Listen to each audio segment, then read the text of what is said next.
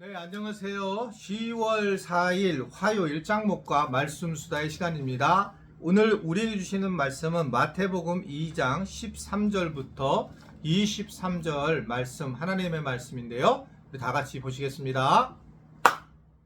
그들이 떠난 후에 주의 사자가 요셉에게 현몽하여 이르되 헤롯이 아기를 찾아 죽이려 하니 일어나 아기와 그의 어머니를 데리고 애굽으로 피하여 내가 내게 이르기까지 거기 있으라 하시니 요셉이 일어나서 밤에 아기와 그의 어머니를 데리고 애굽으로 떠나가 헤롯이 죽기까지 거기 있었으니 이는 주께서 선지자를 통하여 말씀하신 바 애굽으로부터 내 아들을 불렀다 함을 이루려 하심이라. 이에 헤롯이 박사들에게 속은 줄 알고 심히 노하여 사람을 보내어 베들레헴과 그 모든 지경 안에 있는 산의 아이를 박사들에게 자세히 알아본 그때를 기준하여 2살부터 그 아래로 다 죽이니 이에 선지자 예레미야를 통하여 말씀하신 바 라마에서 슬퍼하며 크게 통곡하는 소리가 들리니 라헬이 그 자식을 위하여 애곡하는 것이라. 그가 자식이 없으므로 위로받기를 거절하였도다 함이 이루어졌느니라. 헤롯이 죽은 후에 주의 사자가 애굽에서 요셉에게 현몽하여 이르되 일어나 아기와 그의 어머니를 데리고 이스라엘 땅으로 가라. 아기의 목숨을 찾던 자들이 죽었느니라 하시니 요셉이 일어나 아기와 그의 어머니를 데리고 이스라엘 땅으로 들어가니라. 그러나 아켈라오가 그의 아버지 헤롯을 이어 유대의 임금됨을 듣고 거기로 가기를 무서워하더니 꿈에 지시하심을 받아 갈릴리 지방으로 떠나가 나사렛이란 동네에 가서 사니 이는 선지자로 하신 말씀에 나사렛 사람이라 칭하리라 하심을 이루려 함이로라. 네, 오늘 이렇게 말씀을 보게 되면 이제 그 헤롯이 동방박사에게 속았다라고 하는 것을 알게 됩니다.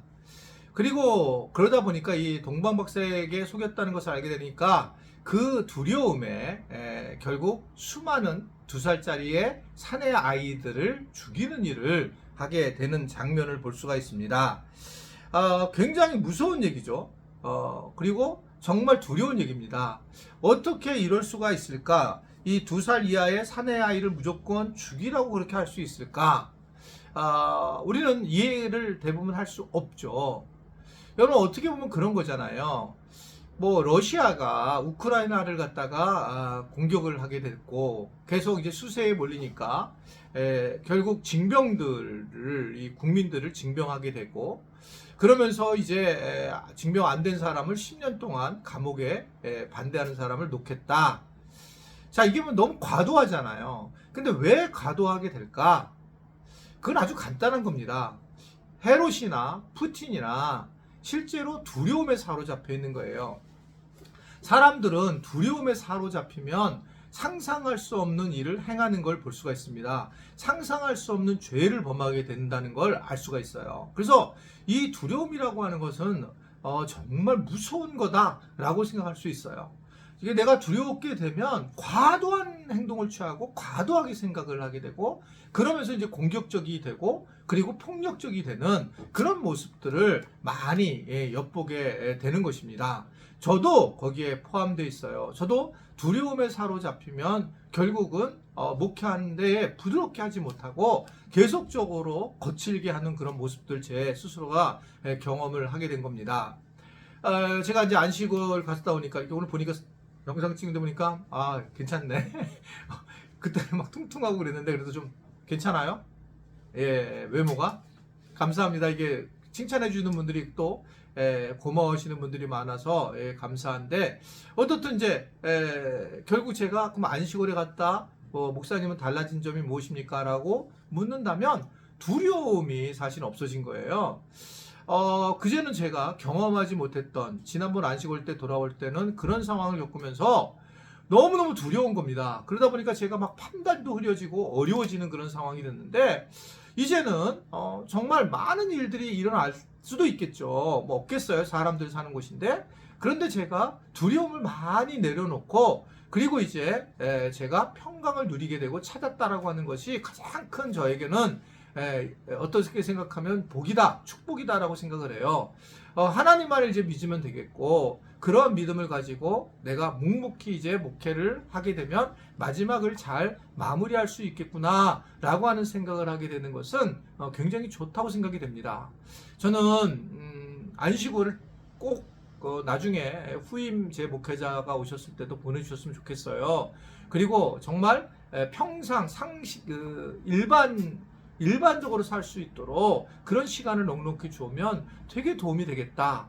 제가 뭐 갔다 와서 그랬다고 말씀을 드릴 수도 있겠지만, 실제로 제 경험을 보게 되면 이게 정말 이래서 안식이라는 것이 필요한 거구나. 물론 우리 교인들도 필요하고 다른 분들도 필요한 게 사실인데 뭐 그럴 수 없는 상황이 돼서 그렇지만 어떻든 이 목회자에게는 이 안식이라는 것이 다시 한번 말씀을 드리지만 굉장히 필요하다라는 생각을 다시 한번 생각을 하게 되고요.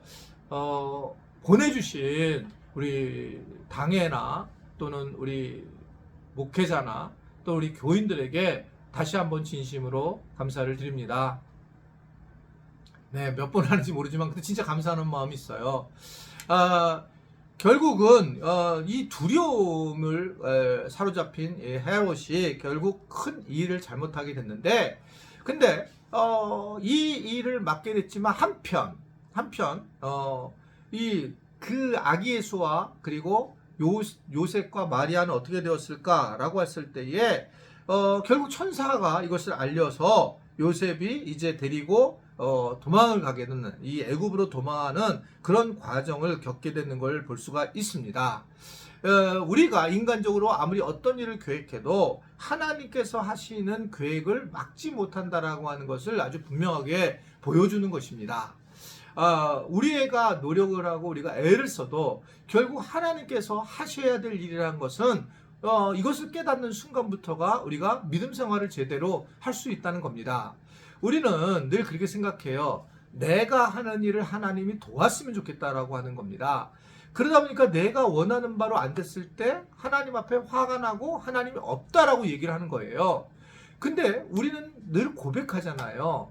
하늘에 계신 우리 아버지여 라고 주기도문으로 고백하죠. 하나님은 우리의 주인이십니다 라고 고백을 해요. 주님 주님 이렇게 우리가 주여 주여 나를 붙들어 주소서 라고 했을 때에 그 큐리오스라고 하는 주님은 나의 모든 것이 주체가 되시는 분이시다. 나는 종이다. 종은 주인이 맘대로 하는 거다 라고 하는 관계 형성을 한 거거든요. 그래서 우리가 여기서 알 수 있는 것은 신앙생활은 철저하게 하나님과 나의 관계를 인정하는 겁니다. 힘들어요 사실은요. 내가 사실은 잘 되고 싶어서 예수님을 처음에 믿었는데 예수님을 믿고 나서 시간이 지나면서 내가 이렇게 나 때문에 나를 복내리기 위해서 하나님을 내가 믿는 게 아니라 내가 하나님께 오히려 헌신하고 하나님이 원하시는 일을 할 때 내가 행복해지는구나 하는 걸 깨닫는 거거든요. 그러니까 처음에는 내가 막 복을 받게 되고 내가 뭔가 잘 되는 것처럼 느껴지는 게 맞고요. 그러니까 시간이 지나서 장성해지면 이거로 하게 되면 어린애 같은 신앙이 되면서 문제가 되고 그때부터는 이제 점진적으로 내가 하나님을 기쁘게 해가지고 그래서 하나님의 그 기쁨이 나의 기쁨이 될 때에 그때 바른 믿음 생활을 할 수 있다라고 하는 것을 생각할 수가 있는 겁니다. 제가 말씀을 많이 들었잖아요. 나는 기도를 했을 때 최고 많이 기도를 하고 실제로 정말 신뢰를 했을 때에 그게 뭐냐면 세월호 배가 무너질 때 배가 침몰할 때 그때 기도 많이 했죠. 그때 확신했거든. 하나님이 세월호를 세워주실 거다. 근데 하나님이 세월호를 그냥 잠기게 하는 겁니다. 그럴 때 내가 막 하나님 어떻게 이럴 수 있습니까? 라고 그렇게 막 고통스러워했는데 결국은 나중에 시간이 지나면서 더 느끼는 것은 사람이 죄를 범하고 사람이 악하게 한 것에 대해서 물론 굉장히 선한 사람들이 고통을 당하게 되지만 그러나 그것에 하나님께서 개입하지 않는다라는 것을 알기 시작을 했어요. 그러니까 하나님은 구속사의 역사에 참여하게 되고 우리의 노력에도 참여하시지만 때로는 이 큰 일에 대해서 하나님이 원하시는 대로 방향을 이끄시는 것이지 우리가 원하는 대로 되는 것이 아니다 라고 하는 걸 알면서 하나님의 뜻을 이해하게 되기 시작을 했단 말입니다. 그것이 부정적으로 하나님 다 하실 거야가 아니라 정말 하나님께서 선하게 이끄실 거다. 비록 이런 어려움이 있지만 최종적으로는 선하게 이끄실 분이 하나님이시다라고 하는 생각을 점진적으로 하게 되게 됩니다. 비록 이들이 이 헤롯 왕이 이러한 일을 행하게 되고 수많은 아이들이 죽는 아픔을 겪었고 그래서 우리는 만약에 예수님이 태어나서 딴 사람 다 죽었잖아 이 아이들이 죽었잖아 이렇게 얘기를 할 수도 있지만 그러나 그건 하나님께서 그걸 막은 게 아니고 오직 예수님만을 살리시고 예수님을 애굽으로 보내서 구원자로 세우시고 있다는 사실을 우리가 이해하셔야 된다는 거죠. 이게 이해가 되면 전적인 하나님의 구원의 은혜 하나님의 철저한 주권을 인정하게 되면 그래서 신앙생활 하는데 많은 도움이 돼요. 우리가 어떻게 이 세상을 살아갈 수 있을까? 하나님 하셔야 한다. 내가 지금 이런 상황이 됐는데 어떡할까? 주님께서 그냥 하신 거다. 그럴 때 우리는 평강으로 이 땅을 살아갈 수 있고 하늘이 주시는 샬롬의 삶을 살아갈 수 있다. 그런 것을 알고 하나님의 은혜 가운데에 오늘날도 그 주권을 인정하며 사는 우리 지체들이 되기를 간절히 바랍니다. 기도하겠습니다. 하나님 아버지, 오늘도 말씀을 통해서 큰 하나님의 주권을 이해하게 하시고 그 주권을 바라보면서 지금 비록 환경이 어렵지만 하나님이 하실고 하나님 선하게 채울 걸 믿고 하나님만을 바라보는 믿음의 사람들이 되도록 축복하여 주옵소서. 예수님의 이름으로 기도드리옵나이다. 아멘.